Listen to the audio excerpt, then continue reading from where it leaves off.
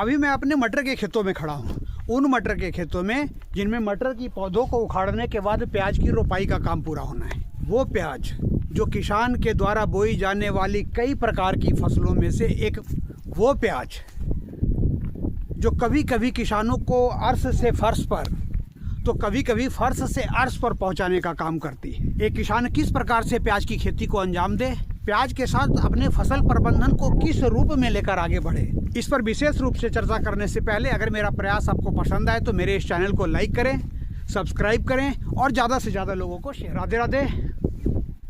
Farm to future का platform और उस प्लेटफॉर्म के माध्यम से मैं मनोज आपके साथ अपने खेतों के बीच से, उन खेतों के बीच से जिसमें अभी मटर की फसल लगी हुई है, मटर अपने अंतिम अवस्था में है, एक तुड़ाई का काम पूरा हो चुका है, दूसरी तुड़ाई होनी है और दूसरी तुड़ाई के बाद इन मटर की झाड़ों को उखाड़कर इनमें प्याज की बोनी का काम पूरा होना है। किसान भाइयों, प्याज भारत में खेती की जाने वाली कुल भूमि के एक बड़े भाग में प्याज की रोपाई और साल के 365 दिन खेतों में प्याज। किसान खरीफ के फसल में इसकी रोपाई करते हैं, रबी के फसल में रोपाई करते हैं और जायद के सीजन में भी इसकी रोपाई करते हैं और बड़े पैमाने पर करते हैं। और उसके पीछे किसान का जो मुख्य उद्देश्य होता है, अपनी इस प्याज की फसल से ज़्यादा उत्पादन प्राप्त करना ताकि उन्हें एक अच्छा मुनाफा मिल सके। व्यावसायिक दृष्टिकोण से जब हम किसी फसल की बुआई करते हैं तो उसके साथ हमें एक प्रॉपर प्रबंधन को अंजाम देना होता है। सही समय का चुनाव, सही प्रकार के बीज, खेतों की अच्छी तैयारी और ये सब मिलकर जो है हमारी इस फसल को एक अच्छे उत्पादन तक पहुंचाने में अपनी भूमिका निभाता है। ऐसे तो प्याज की खेती के लिए जो सबसे अनुकूल मिट्टी मानी जाती है, हल्की दोमट मिट्टी या फिर रेतीली मिट्टी, वो मिट्टी जिसमें नमी को ज़्यादा देर तक बनाए रखने की क्षमता न हो। और उसका कारण यह है कि प्याज को सिंचाई की ज़रूरत होती है, लेकिन हल्की सिंचाई की ज़रूरत होती है, कम पानी की ज़रूरत होती है। एक सीमित अंतराल पे बार सिंचाई की ज़रूरत होती है और उस सिंचाई के क्रम में इस बात का ध्यान रखना होता है कि खेत के किसी भी हिस्से में पानी जमा न होने पाए। ऐसे में किसान के लिए ज़रूरी हो जाता है कि हम उन खेतों में प्याज की रोपाई का काम करें जिसमें से पानी के प्रॉपर निकास की व्यवस्था की जा सके। आज किसान साल में लगभग प्याज की 3 फसल निकाल लेते हैं, लेकिन मुख्य रूप से जो प्याज की बोनी होती है वो खरीफ के सीज़न में होती है और रबी के सीज़न में होती है। जब एक किसान खरीफ के सीज़न के प्याज की बुआई करता है तो उसकी जीरी डालने का जो सही समय होता है वो मई और जून के महीने में होता है। वहीं जब रबी के सीज़न के प्याज की प्लानिंग की जाती है तो उसकी जीरी सितंबर लास्ट और पूरा अक्टूबर, जिससे कि ये जो जीरी है 45 से 50 दिनों में तैयार हो जाती है मुख्य खेतों में रुपाई के लिए। जीरी डालते समय किसान को प्याज के बीजों के किस्मों का विशेष रूप से ध्यान देना होता है। मार्केट में कई प्रकार के बीज उपलब्ध हैं। प्रशांत का N241, एलोरा कंपनी की एलोरा गुलाबी, उसके बाद ईस्टर्न वेस्टर्न कंपनी की EW401 F1, पंचगंगा, गुलमोहर। प्याज की रोपाई के क्रम में आप जब भी बीजों का चुनाव करें तो इस बात का विशेष रूप से ध्यान रखें कि आप किस एरिया में प्याज की बोनी का काम करने जा रहे हैं और उस हिसाब से कई ऐसी वैरायटियां भी हैं जो आपके लोकल बाजार में आसानी से उपलब्ध हैं और अच्छा उपज देती है। जीरी डालते समय हमें खेतों के हिसाब से प्याज की जो मात्रा रखनी पड़ती है, अगर हम 1 एकड़ की बुआई का तो लगभग 2.5 से 3 kg बीज जीरी के रूप में हमें खेतों में डालना होता है। लेकिन उससे पहले किसान को उस जीरी के लिए अपने खेतों को अच्छी तरह से तैयार करना होता है और प्याज की बुआई में खेतों की तैयारी में जो पहली जुताई होती है वो गहरी जुताई होती है। जब एक बार किसान अपने खेतों की गहरी जुताई कर लेता है तो उसके बाद 4 से 5 दिन तक खेतों में धूप लगने के लिए छोड़ दें। किसान भाइयों, जब हम खेतों की गहरी जुताई कर लेते हैं तो खेतों की मिट्टी की उर्वरा शक्ति के हिसाब से यहाँ पे हमें उर्वरकों के एक स्पेशल डोज को अप्लाई करना होता है और वो जो स्पेशल डोज है वो हम SSP के कम्बिनेशन के साथ तैयार कर सकते हैं, NPK के कम्बिनेशन के साथ तैयार कर सकते हैं, DAP के कम्बिनेशन के साथ तैयार कर सकते हैं। हमारा यहाँ पे मुख्य रूप से ध्यान ये होना चाहिए कि इन खेतों में प्रॉपर नाइट्रोजन की व्यवस्था हो, फास्फोरस की व्यवस्था हो, पोटास की व्यवस्था हो, सल्फर की व्यवस्था हो और उसके साथ साथ माइक्रो न्यूट्रिशंस की व्यवस्था। इन सभी बातों को ध्यान में रखते हुए स्पेशल डोज और उस स्पेशल डोज को अप्लाई करने के बाद रोटावेटर से उन खेतों की दोबारा जुताई। यहाँ पे आपके द्वारा इस्तेमाल किए गए फर्टिलाइजर्स जो है वो मिट्टी में मिल जाते हैं। जो गहरी जुताई के क्रम में मिट्टी के बड़े बड़े टुकड़े हैं वो छोटे छोटे टुकड़ों में परिणत हो जाते हैं। तब इन खेतों में प्रॉपर क्यारियों का निर्माण और उसमें हमें इन खेतों में पानी के निकास की व्यवस्था का पूरा ध्यान देना होता है। अभी हम जीरी डाल रहे हैं। ये जो जीरी है वो 45 से 50 दिनों में जब तैयार होगी तो मुख्य खेतों में जाएगी, और मुख्य खेतों में इसकी जो समयावधि है वो 100 दिन के आसपास की होती है। कुछ किस्में ऐसी हैं जो 90 दिन में तैयार हो जाती है, तो कुछ किस्में ऐसी हैं जो 110 से 120 दिन में तैयार होती है। और इस बीच में हमें कई बार सिंचाई देनी होती है। प्याज को निरंतर सिंचाई की जरूरत पड़ती है, लेकिन हल्की सिंचाई की जरूरत पड़ती है। सिंचाई के क्रम में किसी भी हिस्से में पानी ना जमा हो पाए, इस बात का विशेष रूप से ध्यान रखना होता है। और इसके लिए जरूरी होता है व्यवस्थित तरीके से पूरे खेतों में क्यारियों का कटाव, क्यारियों का निर्माण करवाया जाता है। प्रॉपर नालियों की व्यवस्था होती है, जिससे कि सिंचाई के क्रम में अगर किसी भी हिस्से में पानी ज़्यादा हो जाए तो आसानी से उसको बाहर निकाला जा सके। जब हम अपने खेतों में क्यारियाँ तैयार कर लेते हैं तो बीजों को एक समान रूप से उन क्यारियों में बिखेर कर खेतों की सिंचाई, और इस सिंचाई के 7 से 10 दिन बाद आपको अपने खेतों में प्याज की पौध जो है वो निकलते हुए दिखाई देना चालू हो जाती है। जब हमारी प्याज की जीरी वाली पौध जो है वो 20 से 25 दिन की अवस्था में पहुंचती है, तो यहाँ पे हमें एक फोलियर स्प्रे, और उस फोलियर स्प्रे में हमें जो दवा रखनी होती है, एक फंगीसाइड, एक इंसेक्टिसाइड, क्योंकि प्याज में महीन कीटों के अटैक का चांस बना रहता है। इसलिए जब भी हम स्प्रे करते हैं तो उन महीन कीटों से संबंधित इंसेक्टिसाइड का इस्तेमाल करते हैं। हम जब भी फोलियर स्प्रे का इस्तेमाल करते हैं, फंगीसाइड का इस्तेमाल करना होता है। उन फंगीसाइड में सिस्टोमेटिक फंगीसाइड का इस्तेमाल करना होता है, कॉन्टैक्ट फंगीसाइड का इस्तेमाल करना होता है, और ठीक उसी प्रकार से इंसेक्टिसाइड का इस्तेमाल करना होता है, जिसमें हमें महीन कीटों से संबंधित इंसेक्टिसाइड का इस्तेमाल करना होता है, तो फिर मोटे कीटों से संबंधित इंसेक्टिसाइड का इस्तेमाल करना होता है, सिस्टोमेटिक इंसेक्टिसाइड का इस्तेमाल करना होता है, कॉन्टैक्ट इंसेक्टिसाइड का इस्तेमाल करना होता है। अगर एक किसान प्याज की जीरी वाले पौधों के साथ सही प्रबंधन और एक व्यवस्थित तरीके से उस प्रबंधन को आगे लेकर बढ़ता है, तो ये जो जीरी है वो 45 से 50 दिन में आपको तैयार दिखाई देती है। यहाँ पे किसानों को इन जीरियों को उखाड़कर मुख्य खेतों में उसकी रोपाई करवानी होती है, और उससे पहले ज़रूरी है कि आप मुख्य खेतों की भी सेम उसी प्रकार से तैयारी करवाएं जिस प्रकार से जीरी डालते समय आपने इन खेतों की तैयारी करवाई थी।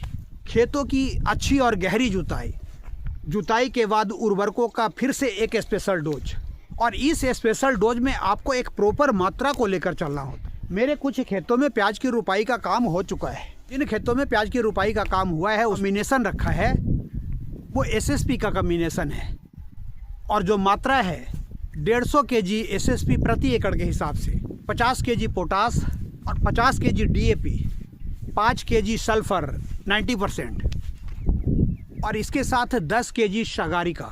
इन सभी को आपस में अच्छी तरह से मिक्स करके खेतों की गहरी जुताई के बाद एक समान रूप से खेतों में बिखेर दिया गया है, और बिखेरने के बाद रोटावेटर से उन खेतों की दोबारा जुताई, और जुताई के बाद प्रॉपर क्यारियों का निर्माण। जब हम क्यारियों का निर्माण करते हैं तो इसमें कई प्रकार की विधि हमारे सामने आती है। आप मेढ़ों पे प्याज की रुपाई करते हैं, उस हिसाब से आपको मेढ़ का निर्माण करना है। आप खेतों में एक पैड बना सकते हैं, उस पर आप प्याज की रुपाई करते हैं तो उस प्रकार से आपको पैड का निर्माण करना है। आप छोटी छोटी क्यारियों में प्याज की रुपाई डायरेक्ट कर सकते हैं, तो वैसी स्थिति में पूरे खेतों को एक समान रूप से क्यारियों में बांटकर उसे नालियों का निर्माण कर, जिसमें पानी के निकास की प्रॉपर व्यवस्था हो, आप प्याज की रुपाई का काम पूरा कर सकते हैं। यहाँ पे एक बात का ध्यान देना होता है कि जब भी आप क्यारियों का निर्माण करवा रहे हैं तो लंबाई आप भले ही ज़्यादा ले सकते हैं, लेकिन उसकी चौड़ाई उतनी ही होनी चाहिए जिससे कि जब आप खेतों की सिंचाई कर रहे हैं तो पानी जमा ना हो पाए। रोपाई के बाद जब आप कभी उर्वरकों का इस्तेमाल करते हैं तो एक समान रूप से पूरे खेतों में उर्वरकों का छिड़काव किया जा सके, या फिर जब फोलियर स्प्रे के रूप में दवाओं का इस्तेमाल करते हैं अलग अलग स्टेजों पे, तो वे दवाएं जो है वो प्रॉपर रूप से हर पौधों पे पहुंच सके। इन बातों का ध्यान रखते हुए जब हम इसको क्यारियों में बांट लेते हैं, नालियों की व्यवस्था कर देते हैं, तो जीरी वाले खेतों से जीरी को उखाड़कर मुख्य खेतों में उसकी रोपाई, और ये रुपाई हम पहले सूखे खेतों में कर सकते हैं और उसके बाद पूरे खेतों में पानी दे सकते हैं, या फिर हम पूरे खेतों में पानी दे दें और गीले खेतों में इन पौधों की हम रुपाई करें। ये आपकी सुविधा पे डिपेंड करता है। किसान भाइयों, जब हम प्याज की जीरी को उखाड़कर मुख्य खेतों में उसकी रुपाई का काम कर देते हैं। तो उसके बाद अगला जो प्रबंधन का सबसे महत्वपूर्ण स्टेज है वो है प्याज में पहली सिंचाई। इस प्रकार से हम सरसों की खेती करते हैं। सरसों की खेती में सरसों में पहली सिंचाई का महत्व काफ़ी अधिक है।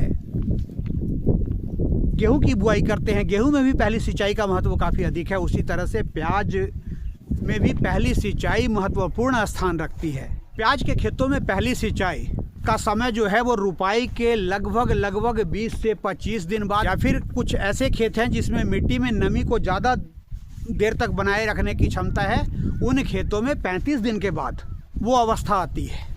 अर्थात पहले वाली नमी जब पूरी तरह से समाप्त हो जाए तब आपको अपने खेतों में पहली सिंचाई का काम पूरा करना होता है। और जब एक किसान अपने खेतों में पहली सिंचाई को अप्लाई करता है उससे ठीक एक दिन पहले एक फोलियर स्प्रे, आप रोपाई के बाद पहली सिंचाई के पहले स्प्रे ले रहे हैं, इसमें आप इंसेक्टिसाइड के रूप में इमेडा क्लोफ्राइड 17% का इस्तेमाल कर सकते हैं। आपके आसपास कई कंपनियों का ये कॉम्बिनेशन उपलब्ध होता है, किसी भी एक कंपनी का आप चूज कर सकते हैं। इसके अलावा आप थाइमेथोक्सम और लाम्बडा साइलोथ्रीन का कॉम्बिनेशन यूज कर सकते हैं। आप यहाँ पे systemic insecticide plus contact insecticide दोनों का इस्तेमाल कर सकते हैं। ठीक उसी तरह से आप सिस्टमिक फंगिसाइड का इस्तेमाल कर सकते हैं, कॉन्टेक्ट फंगिसाइड का इस्तेमाल कर सकते हैं। इन दवाओं का कॉम्बिनेशन एक समान रूप से फोलियर स्प्रे के रूप में अपने खेतों में अप्लाई करने के बाद उर्वरकों का एक स्पेशल डोज, और इस पहली सिंचाई के समय में उर्वरकों के जिस स्पेशल डोज को हमें अप्लाई करना है उसमें इस बात का ध्यान रखना है कि जब हमने खेतों की तैयारी की है उस समय उर्वरकों के स्पेशल डोज को अप्लाई किया है, उसमें कोई ऐसा फर्टिलाइज़र तो नहीं है जो हमने स्किप कर दिया है। अगर हमने ऐसा किया है तो उस फर्टिलाइज़र को यहाँ पे ज़रूर इंक्लूड करना है। और उसके साथ कुछ सूक्ष्म पोषक तत्वों वाले फर्टिलाइज़र, जिंक इंक्लूड कर सकते हैं, आयरन इंक्लूड कर सकते हैं, कैल्शियम नाइट्रेट को इंक्लूड कर सकते हैं, और साथ में फिर से एक बार सल्फर को इंक्लूड कर सकते हैं। इन सभी का एक कॉम्बिनेशन तैयार करके एक समान रूप से खेतों में बिखेरने के बाद खेतों की सिंचाई और हल्की सिंचाई, किसी भी हिस्से में पानी जमा ना हो पाए, और अगर गलती से कहीं जमा भी हो जाता है तो उसके निकासी की तुरंत व्यवस्था की जाए। किसान भाइयों, प्याज की खेती में जैसे जैसे समय आगे की ओर बढ़ता है, हमने जीरी को मुख्य खेतों में रुपाई करने के बाद लगभग 30 दिन का जो शेड्यूल है वो पूरा कर लिया है पहली सिंचाई पर पहुंचने के वक्त। लेकिन आगे 60 से 70 दिन का सफ़र हमें अभी और तय करना है, और उसमें एक साथ हमें कई बातों का ध्यान रखना होता है। पहला ये कि प्याज हमारे खेतों में है, ऊपर से प्रॉपर शीत ओस का प्रभाव है, तो जब भी ओस ज़्यादा होती है हमें यहाँ पे फंगिसाइड का इस्तेमाल करना होता है। बीच में अगर मौसम ख़राब हो जाता है, ऊपर से बारिश की बौछार हो जाती है, तो हमें फिर से फंगिसाइड का फोलियर स्प्रे इस्तेमाल करना होता है। और जब भी हम फंगिसाइड का फोलियर स्प्रे इस्तेमाल करते हैं तो साथ में इंसेक्टिसाइड को इंक्लूड करना होता है, और उसमें मुख्य रूप से थ्रिप्स वाली दवा को हमें ज़रूर ऐड करना होता है। इन स्प्रेयों के साथ हम ह्यूमिक इंक्लूड कर सकते हैं। पौध की जो ये स्टेज है वानस्पतिक ग्रोथ की स्टेज है, यहाँ पे हमें उन फर्टिलाइजरों का इस्तेमाल करना होता है या दवाओं का इस्तेमाल करना होता है जो पौध की ग्रोथ को बढ़ा सके। समय आगे की ओर बढ़ता है, जब हमारी पौध 50 से 60 दिन की अवस्था में पहुंच जाती है तो ये जो है वो पौध की युवा अवस्था कहलाती है। और युवा अवस्था का मतलब ये है कि पौध जो है वो अपने प्रोडक्टिव ग्रोथ में पहुँच जाती है। जब हमारे प्याज की पौध प्रोडक्टिव ग्रोथ में पहुँचती है तो यहाँ पर जब भी हमें फोलियर स्प्रे अप्लाई करना है, या ज़्यादा ओस हो तब, ऊपर से बारिश हो गई हो तब, या फिर हम कृत्रिम रूप से सिंचाई दे रहे हैं तब, अपने इस फोलियर स्प्रे में फंगिसाइड प्लस इंसेक्टिसाइड और साथ में NPK 05234 इन तीनों को अलग अलग बर्तनों में अच्छी तरह से घोलकर एक साथ स्प्रेयर टंकी में डालकर एक समान रूप से खेतों में स्प्रे। इस स्प्रे के क्रम में किसान भाइयों जो सबसे बड़ी बात है ध्यान देने वाली वो ये है कि आप जब भी स्प्रे करें खेतों में प्रॉपर नमी होनी चाहिए, या फिर आपने स्प्रे किया है तो उसके अगले दिन आपको खेतों की सिंचाई करनी है। जब आप ये स्प्रे कर लेते हैं तो 15 से 20 दिन के बाद आपकी जो फसल है वो 70 दिन की अवस्था में पहुंच जाती है। 70 दिन की अवस्था में हम जब भी पौध की ज़रूरत के अनुसार फोलियर स्प्रे का इस्तेमाल कर रहे हैं तो उस स्प्रे में हम 0050 इंक्लूड कर सकते हैं, वोरोन इस्तेमाल कर सकते हैं, उसके साथ फंगिसाइड और एक इंसेक्टिसाइड थ्रिप्स के लिए। और इन चारों दवाओं के घोल को स्प्रेयर टंकी में एक साथ डालकर एक समान रूप से तो में अप्लाई कर देने के बाद आपकी जो फसल है वो पूरी तरह से तैयार अवस्था में पहुंच जाती है। प्याज की खेती व्यावसायिक स्तर पर की जाती है अच्छा मुनाफा कमाने के लिए। तो ये जरूरी हो जाता है कि हमने जो प्याज की खेती की है उसमें हमारा खर्च टोटल कितना आ गया और जो प्याज का उत्पादन मिलने जा रहा है उस उत्पादन को मार्केट में बेचने के बाद हमें अर्निंग क्या हो रहा है। मैं यहाँ पे प्याज में लगाई गई अपनी पूंजी की बात कर रहा हूँ। प्याज की फसल में लागत कितनी लगती है। अगर हम मोटे तौर पे 1 एकड़ प्याज की खेती करते हैं तो हम ये मान के चलें कि लगभग 4,000 रुपये खेतों की तैयारी का मतलब खेतों की प्रॉपर जुताई, फिर 4,000 रुपये खेतों में उर्वरकों का इस्तेमाल, 5,000 रुपये जो है वो दवाओं पे जिसे हम फोलियर स्प्रे के रूप में खेतों में अपनी फसल पे अप्लाई कर रहे हैं। 1 एकड़ प्याज की फसल के लिए जो बीज लगता है वो 2.5 से 3 kg के आसपास लगता है और उसका जो रेट होता है वो ये मान के चलिए कि 5 से 6,000 रुपये के आसपास। तो यहाँ पे हम 6,000 रुपये मान लेते हैं। प्याज की जीरी डालने से लेके जीरी को उखाड़ने और उसको मुख्य खेतों में लाकर उसकी रोपाई करने और उसके बाद जब हमारा प्याज तैयार हो जाता है तो प्याज को खेतों से निकाल कर स्टॉक तक पहुँचाने का जो खर्चा होता है, रुपाई से लेकर उखाड़ने का जो खर्चा है वो प्रति एकड़ 20,000 रुपये के आसपास बैठ जाता है। 4,000 रुपये जुताई का, 4,000 रुपये खाद का, 5,000 रुपये दवा का, 13,000 रुपये, 6,000 रुपये बीज का, 19,000 रुपये और 20,000 रुपये रोपाई और उखाड़ने का खर्च 39,000 रुपये। कई बार ये जो खर्चा है वो 35,000 के आसपास पहुंचता है तो कई बार हो सकता है ये 45 के आसपास पहुंच जाए। और उसका कारण ये है कि कई बार बीज हमें सस्ते मिल जाते हैं तो कई बार बीज महंगे मिलते हैं। कई बार हम 3 फोलियर स्प्रे से अपनी प्याज को अंतिम अवस्था तक पहुंचा लेते हैं, लेकिन कई बार प्राकृतिक उतार चढ़ाव के कारण हमें वो 3 की जगह पे 6 फोलियर स्प्रे अप्लाई करना होता है। तो ये जो खर्चा है वो 45 के आसपास भी पहुंच सकता है। और प्याज की खेती में जिस प्रकार का फसल प्रबंधन यहाँ पे बताया गया है, एक किसान अगर उस प्रकार के फसल प्रबंधन को लेकर अपनी इस फसल के साथ आगे बढ़ता है तो उसे जो उत्पादन यहाँ पे मिलता है वो मान के चलिए 100 क्विंटल से लेकर 120 क्विंटल प्रति एकड़ तक। और अगर एक किसान का प्याज जो है वो 12 रुपये kg भी निकल जाता है तो 12 रुपये kg के हिसाब से 100 क्विंटल प्याज का जो कुल मार्केट वैल्यू है वो 1,20,000 रुपये के आसपास है और जो यहाँ पे लागत लगाई गई है वो 45,000 रुपये के आसपास है या फिर हद से हद 50,000 रुपये के आसपास है। आपको जो लागत लगानी पड़ती है और आपको जो प्राप्त होता है वो प्रति एकड़ के हिसाब से ये मान के चलिए कि लगभग 60 से 65,000 रुपये या फिर 70,000 रुपये का प्रॉफिट इस प्याज की खेती। कई बार ये प्रॉफिट ज़्यादा भी हो जाता है क्योंकि आपकी जो प्याज है वो कई बार 12 रुपये की जगह पे 25 रुपये भी दे जाती है। वैसी स्थिति में आपका जो प्रॉफिट का लेवल है वो लगभग 1.5 से 2 लाख रुपए के आसपास तक पहुंच जाता है प्रति एकड़ के हिसाब से। तो कुल मिलाकर ये जो खेती है नकदी फसल के रूप में की जाने वाली सबसे बढ़िया खेती है, व्यावसायिक दृष्टिकोण से की जाने वाली खेती है, अच्छा मुनाफा देने वाली खेती है। लेकिन ये सारे गुण होने के साथ साथ इस प्याज के विषय में ये कहा जाता है कि कई बार ये जो प्याज है वो किसानों को दूर तक लेकर जाती है, लेकिन कुछ मौके ऐसे भी आते हैं कि यही प्याज किसानों को कहीं का नहीं छोड़ती है। मेरे कहने का मतलब ये है कि आप जब भी प्याज की खेती के विषय में सोचते हैं, प्लानिंग करते हैं, उस प्लानिंग को लेकर आगे बढ़ते हैं तो इस प्याज से संबंधित सारे पहलुओं पर प्रॉपर विचार करके आगे बढ़ें। इस फसल के साथ सही समय पर सही किया गया प्रबंधन आपको एक अच्छे मुनाफे की तरफ ले जाता है। धन्यवाद।